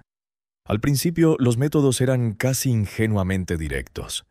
Un correo en un vuelo comercial de Bogotá a Madrid, una maleta forrada con unos cuantos kilos cuidadosamente prensados. Un pequeño cargamento escondido en un contenedor de granos de café o de bananas destinado a los puertos de Lisboa o Nápoles. Estos eran tanteos, sondas hacia un nuevo mercado, probando las defensas y cartografiando la demanda. Pero los colombianos aprendieron rápidamente que Europa no era América. Las fronteras eran distintas, los idiomas más numerosos y las agencias de la ley constituían un mosaico fracturado de jurisdicciones. No podían simplemente replicar el modelo de Miami. Necesitaban socios, necesitaban experiencia local. Y así se asociaron con la organización criminal más experimentada y formidable de Europa, Una organización que hacía que los sicilianos de la Cosa Nostra parecieran casi llamativos e imprudentes en comparación. Eran los hombres de Calabria, la escarpada punta de la bota italiana. Eran la 'Ndrangheta. Durante décadas, la 'Ndrangheta había operado en las sombras, una hidra extensa basada en clanes, con tentáculos que se extendían desde sus provincias hasta los centros financieros del norte y alrededor del mundo. Eran maestros de la logística, especialmente la logística marítima. Controlaban, mediante una combinación de corrupción, intimidación y empresas legítimas como fachada, el colosal puerto de contenedores de Gioia Tauro. Era una puerta de entrada perfecta. Un barco procedente de Sudamérica podía descargar decenas de miles de contenedores. Encontrar una caja específica llena de cocaína oculta entre pollos congelados o maquinaria industrial era una tarea de escala imposible para los funcionarios de aduanas, especialmente cuando empleados portuarios y dirigentes sindicales estaban en la nómina de la 'Ndrangheta. La asociación fue un modelo de eficiencia criminal. Los colombianos se encargaban de la producción y del envío transatlántico. La 'Ndrangheta garantizaba el acceso seguro a Europa a través de puertos como Gioia Tauro, Rotterdam o Amberes, y luego aprovechaba sus extensas y profundamente arraigadas redes para distribuir el producto por todo el continente. Era un arreglo más silencioso y corporativo que las sangrientas guerras callejeras de Medellín. Se trataba de riesgo compartido y beneficios astronómicos. La 'Ndrangheta resultó ser un socio impecablemente confiable. Pagaban a tiempo. No hacían demasiadas preguntas y podían mover toneladas con una profesionalidad que los colombianos respetaban profundamente. Pronto, cientos de kilos se convirtieron en toneladas. El mercado europeo de cocaína explotó. Desde los salones bancarios de Londres y Zúrich hasta los clubes nocturnos de Ibiza y Berlín, el polvo blanco se convirtió en el combustible ubicuo del carril rápido del continente. Pero a medida que aumentaba el volumen, las rutas directas se volvían más arriesgadas. Las autoridades europeas, despertando por fin a la magnitud del problema, comenzaron a coordinarse. Las patrullas marítimas se intensificaron. La seguridad en los puertos se endureció. Los traficantes, como siempre, se adaptaron. Miraron un mapa y vieron una solución. Un trampolín geográfico que era tanto un escudo como un atajo. Vieron África Occidental. La costa que va desde Senegal hasta Nigeria se convirtió en la gran sala de tránsito mundial de cocaína. Era el paraíso del contrabandista. Una región de belleza impresionante marcada por la pobreza, la inestabilidad política y fronteras porosas. Países como Guinea-Bissau, una diminuta nación paralizada por golpes de Estado y corrupción, se convirtieron a todos los efectos en los primeros verdaderos narcoestados fuera de América Latina. La lógica de los traficantes era simple y brutal. Un gran barco nodriza, un carguero o un arrastrero pesquero zarpaba de las costas de Colombia o Venezuela. Se encontraba con barcos más pequeños y rápidos en aguas internacionales frente a Cabo Verde o Guinea. La cocaína, sellada en fardos impermeables, era transferida. Esas embarcaciones más pequeñas luego se precipitaban hacia la costa, desembarcando en playas remotas o remontando ríos olvidados donde eran recibidas por equipos locales. Una vez en suelo africano, el polvo estaba seguro. Podía almacenarse en bodegas de Bissau o Conakry, custodiado por funcionarios sobornados o milicias privadas. La región ya tenía redes de contrabando sofisticadas, establecidas desde hacía décadas, transportando de todo: diamantes, cigarrillos, personas. La cocaína era simplemente otra mercancía. Desde África Occidental, las rutas hacia Europa eran numerosas. El producto podía ser reempaquetado y enviado en vuelos comerciales por ejércitos de correos. Podía ocultarse en aviones de carga que transportaban pescado o fruta a París y Bruselas. Y, lo más audaz, podía volar directamente al corazón de Europa en jets privados. Vuelos fantasma que presentaban planes de vuelo falsos y aterrizaban en pequeños aeródromos escasamente supervisados en España o Portugal. La pura creatividad era asombrosa. Usaron embarcaciones semisumergibles, submarinos de bajo perfil capaces de transportar varias toneladas de cocaína, deslizándose silenciosamente bajo las olas, casi imposibles de detectar mediante radar o sonar. El corredor europeo ya no era un solo camino. Era una red compleja y de múltiples capas, un sistema circulatorio que bombeaba un veneno blanco al torrente sanguíneo del continente. Y la Ndrangheta no fue la única jugadora por mucho tiempo. El vacío dejado por el colapso de la Unión Soviética y el caos de las guerras yugoslavas había forjado una nueva generación de organizaciones criminales despiadadamente eficientes. Los sindicatos balcánicos, especialmente los grupos serbios y albaneses, se consolidaron como actores de peso. Eran disciplinados, multilingües y extremadamente violentos. Se especializaban en la logística por tierra, moviendo cocaína desde los puertos del sur hacia el norte en camiones que cruzaban la vasta y sin fronteras extensión del espacio Schengen. Controlaban la distribución a nivel callejero en ciudades de toda Alemania, Escandinavia y el Reino Unido. En las ciudades portuarias de Amberes y Róterdam, los corazones logísticos de Europa, la llamada Mokromafia, compuesta en gran parte por criminales neerlandés-marroquíes, luchaba por el control de los muelles, y sus disputas se manifestaban en una cadena de asesinatos públicos que conmocionaron al continente. La calma del viejo mundo europeo se hizo añicos.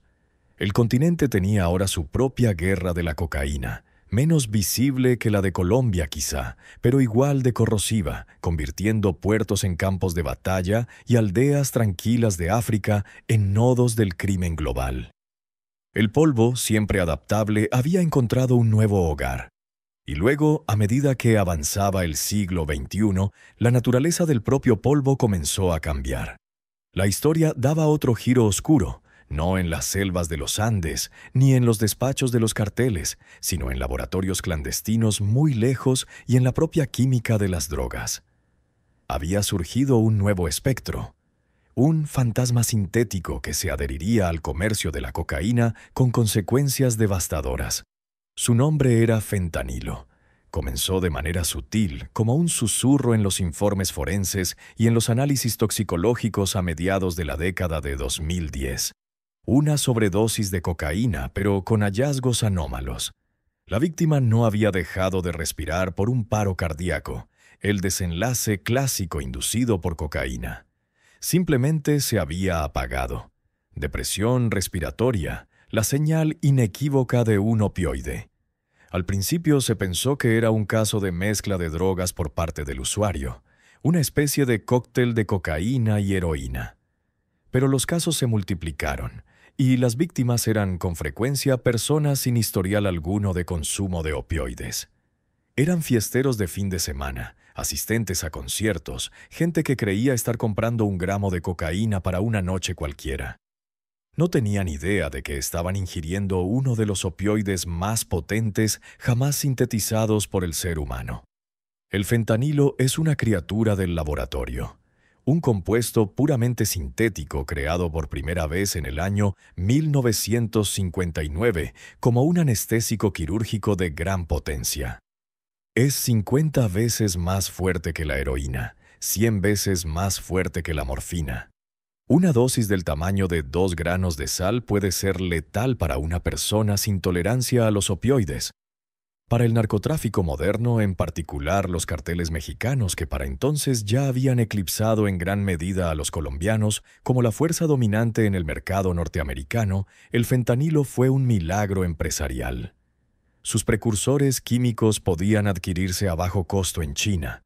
Podía fabricarse en un laboratorio sencillo, sin necesidad de plantaciones agrícolas extensas, sin campesinos cocaleros que gestionar, sin cosechas estacionales. Y su potencia era su mayor ventaja económica.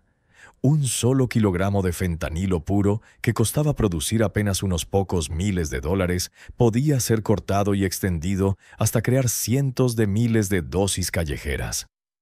Preciso, contaminación del suministro de cocaína nació de esta lógica fría del mercado. A veces era accidental. Un vendedor usando la misma balanza o la misma superficie para mezclar heroína adulterada con fentanilo y cocaína. Un residuo minúsculo, invisible, era suficiente, pero cada vez más se volvió deliberado. Cortar la cocaína con un opioide sintético barato, potente e intensamente adictivo era una estrategia empresarial tan eficaz como monstruosa. Estiraba la cocaína cara, aumentando los márgenes de ganancia. Y para quienes sobrevivían podía crear una nueva y poderosa dependencia, enganchando a un usuario a los opioides sin que siquiera lo supiera. El subidón eufórico de la cocaína era seguido por el tirón narcótico del fentanilo, una combinación confusa y a menudo aterradora. Luego el usuario ansiaba reproducir esa sensación específica, buscando al mismo vendedor, con su química cerebral ya reconfigurada por una sustancia que nunca pretendió consumir. Las consecuencias para la salud pública fueron catastróficas. La base de usuarios de cocaína es fundamentalmente distinta de la de heroína. Muchos son consumidores recreativos que asocian su droga preferida con energía, confianza y noches largas. No tienen noción de la sobredosis por opioides, no llevan naloxona, no comprenden el riesgo de un paro respiratorio. La droga de fiesta se había convertido en un juego de ruleta rusa. Una sola línea, un solo toque en un bar o un concierto podía ser ahora una sentencia de muerte. La tercera ola de la crisis de opioides había comenzado oficialmente, y era una ola que arrasaba con todos. Las muertes por sobredosis en los Estados Unidos, que ya iban en aumento debido a los analgésicos recetados y a la heroína, se dispararon hasta alcanzar cifras jamás vistas. Más de 100,000 estadounidenses estaban muriendo cada año, un número antes inimaginable. Y un porcentaje significativo y creciente de esas muertes involucraba cocaína contaminada con fentanilo. Esta nueva realidad lo cambió todo. Transformó el cálculo del riesgo para millones de personas. Convirtió a cada vendedor callejero en un potencial ángel de la muerte, supiera o no que lo era. Los carteles de México, principalmente el cartel de Sinaloa y el cartel Jalisco Nueva Generación, se convirtieron en los fabricantes principales de este veneno. Lo prensaban en píldoras falsas que imitaban medicamentos recetados y lo mezclaban con heroína, con metanfetamina y, por supuesto, con cocaína. Inundaron a los Estados Unidos con esta nueva mercancía mortal, utilizando los mismos corredores de contrabando sofisticados que habían perfeccionado durante décadas. El polvo que antes había sido un símbolo de glamour y éxito, la droga de los operadores de Wall Street y de las estrellas de Hollywood, estaba ahora ligado de manera inseparable a un asesino sintético que devastaba comunidades con la eficacia despiadada de una peste. La gran ilusión de la cocaína había entrado en su fase más letal. La promesa de un subidón excitante estaba ahora ensombrecida por la posibilidad inmediata, aleatoria y silenciosa de la muerte. El usuario, buscando unos minutos de escape o euforia, estaba apostando su vida, sin saber que la baraja había sido manipulada en un laboratorio situado a miles de kilómetros. El polvo blanco ya no era simplemente una droga, era un sistema potencial de administración de veneno, un caballo de Troya que transportaba el opioide sintético más mortífero de la historia. Y así llegamos al final de este camino largo y oscuro, obligados a observar las ruinas que deja atrás. Un siglo de ambición, codicia, violencia y desesperación arremolinado alrededor de un alcaloide sencillo, extraído de una hoja que crece en la montaña. El legado de la cocaína no está escrito verdaderamente en los libros de historia. No, está grabado sobre la superficie misma del planeta, incrustado en la trama de sociedades enteras y enterrado en millones de tumbas. Es un legado de sangre y de polvo. Observemos primero la Tierra. La cuenca del Amazonas, los pulmones del planeta, carga con cicatrices profundas y permanentes. Por cada hectárea destinada al cultivo de coca, se destruyen varias más. El proceso empieza con la vieja técnica del tala y quema. bosques milenarios despejados con fuego y machete para abrir espacio al cultivo ilícito. Estas plantaciones consumen el suelo frágil en apenas unos pocos años, obligando a los agricultores a avanzar una y otra vez, penetrando cada vez más en la selva y dejando detrás un mosaico de devastación. Pero la destrucción no termina con la caída de los árboles. El proceso de transformar la hoja de coca en pasta básica, el primer peldaño hacia el polvo blanco final, es una forma silenciosa de guerra química contra la naturaleza. No es química limpia. Ocurre en laboratorios improvisados y ocultos en la selva, donde se mezcla un lodo tóxico de sustancias corrosivas. Ríos enteros de gasolina o queroseno se utilizan para arrancar el alcaloide de la hoja. Tinas llenas de ácido sulfúrico, sosa cáustica y permanganato de potasio completan la refinación. Y cuando todo termina, ¿a dónde van esos venenos? No a plantas de tratamiento, no a sistemas de control ambiental. Se vierten directamente sobre el suelo de la selva, donde esterilizan la tierra durante años, o al arroyo más cercano que arrastra su carga tóxica hacia los grandes sistemas fluviales del Amazonas o del Orinoco. Matan los peces, contaminan el agua que beben comunidades remotas y generan zonas muertas en lo que alguna vez fue el ecosistema más biodiverso del planeta. Por cada gramo de cocaína que se consume en un club nocturno a miles de kilómetros, una medida equivalente de veneno ha sido arrojada al corazón del mundo. Es un desastre ecológico silencioso y permanente. El costo ambiental oculto del hábito global. Luego está el legado de corrupción, la forma en que un país puede vaciarse desde dentro. El dinero de la cocaína es un ácido universal. Disuelve instituciones, derrite lealtades y corroe la idea misma de sociedad civil. En países como Colombia durante los años 80 y 90 o México desde los años 2000 en adelante, los carteles alcanzaron un nivel de poder capaz de rivalizar con el Estado. No se limitaron a sobornar funcionarios, se convirtieron en un gobierno paralelo. A todos, jefes policiales, jueces, alcaldes, candidatos presidenciales, les ofrecían solo dos alternativas: plata o plomo, un maletín lleno de billetes o un ataúd. Muchos eligieron la plata, y departamentos enteros del gobierno, fuerzas policiales y sistemas judiciales se convirtieron en sucursales del negocio narco. Los que escogieron el plomo, los valientes, los íntegros, pagaron con su vida. Su muerte servía como advertencia para cualquier otro que pensara interponerse. Así se crea un ciclo perverso que se alimenta a sí mismo. Un Estado debilitado por la corrupción y el miedo deja de ofrecer seguridad y justicia. La población desamparada recurre al jefe local del narco, que ofrece su propio orden brutal. Construye escuelas y capillas con dinero sucio mientras asesina rivales en plena plaza pública. La frontera entre gobierno y crimen organizado se difumina hasta desaparecer. Nace un narcoestado.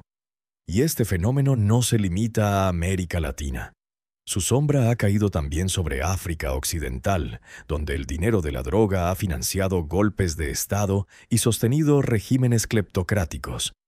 El polvo corrompe todo lo que toca, creando un mundo de espectros, políticos de humo, policías de mentira, economías fantasma animadas únicamente por un flujo interminable de dinero ilícito. Y finalmente está el coste humano, tan vasto que desafía cualquier intento de cuantificación. Es una pirámide de sufrimiento. En su base está el cocalero, el agricultor de coca. No es un capo. Es un campesino pobre atrapado por la geografía y la economía, cultivando el único producto que le asegura un ingreso, por pequeño que sea.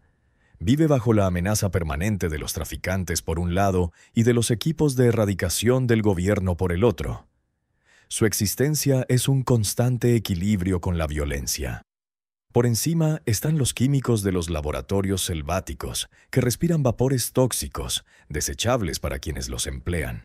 Luego vienen los mulas, hombres y mujeres desesperados que tragan decenas de cápsulas llenas de cocaína o se la atan al cuerpo, rezando para no ser detectados y, sobre todo, para que una de esas cápsulas no reviente dentro de ellos, lo que significaría una muerte segura y espantosa.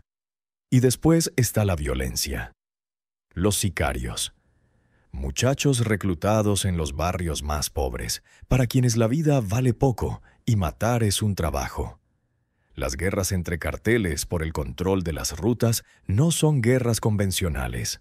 Son campañas de exterminio marcadas que, por torturas, desmembramientos y exhibiciones públicas de brutalidad diseñadas para aterrorizar a rivales y a poblaciones enteras. Cientos de miles de muertos solo en México. Generaciones enteras en Colombia que crecieron sin conocer la paz. Comunidades en los Estados Unidos arrasadas por la epidemia del crack y las guerras de pandillas que la acompañaron. El coste se cuenta en cadáveres, pero también en los supervivientes traumatizados, en los huérfanos, en las familias desplazadas, en los millones de vidas fragmentadas de forma irreversible. Y en lo más alto de la pirámide, irónicamente, está el usuario. En cierto modo también es víctima, atrapado por una adicción poderosa. Pero al mismo tiempo es el motor, el consumidor ocasional en una cena elegante, el adicto en un callejón, el banquero celebrando un trato millonario. Su demanda es el eco que viaja por toda la cadena, activando la máquina infernal. Su dinero es el combustible. El mayor truco de la cocaína, su engaño más duradero, fue convertir esta pirámide global de miseria en una simple línea blanca sobre un espejo. Prometía poder, euforia, glamour. Pero su verdadero legado es un mundo de paisajes destruidos, naciones quebradas y un conteo de muertos que jamás podrá conocerse por completo. Un legado de sangre y de polvo, eternamente renovado mientras el mundo siga deseándola.